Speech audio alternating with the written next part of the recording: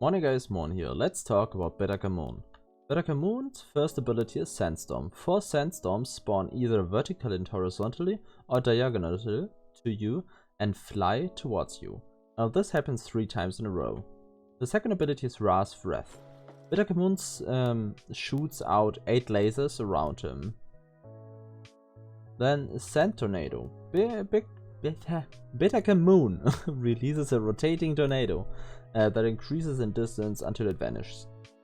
Then zombie hands. During the entire fight around Bethakamun are zombie hands that will damage you if you are like slowly walking around him.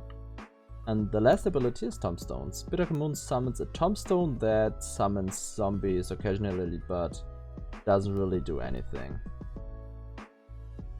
The second boss is Pogocho. Pogocho uses Hunger. Pogocho charges into your direction and releases a swarm of flies onto his path. This ability is quite long and you have to run around for a while. The second ability is Ricochet. Pogocho shoots a ring of balls in all directions, and as soon as they hit something, is it you or a wall, it doesn't really matter, they will return in a straight path to Pogocho. The third ability is Split. Pogocho releases 4 bigger red balls that split 4 times into 4 smaller balls. So pretty much a bullet hell, and you should move just away, because if you stay close it's very hard to avoid. The third boss is Parasectoid. He is the most complicated boss of the bosses for today. So the first phase of the two, he will cast Blood Surge at the beginning.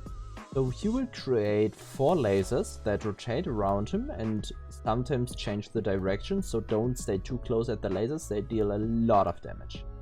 Then during this phase he will occasionally cast Red Ball of Doom, where he shoots a single ball that flies into the air, and when it smashes into the ground it creates a ring of balls. It does move away from the projectile. When you get him down far enough, he goes into the second phase. The lasers will create 4 paths around him, where you can move into one of them. Then during this, you can't really get out of the path, except you go very far away from him and move like a big circle around him, or you will pretty much vanish. Then during the entire fight, green balls, or during this phase, green balls will fly towards him in like waves, and you got to find the sweet spot where you can stay and not get hit by the balls. At the same time, Half Moon Blades will rotate around Parasectoid and increase in distance. At some point they will be far enough away that you can go close with a melee character. Overall, this fight is very dangerous for a melee character, and same with Annie, you might consider logging out and not doing the fight at all.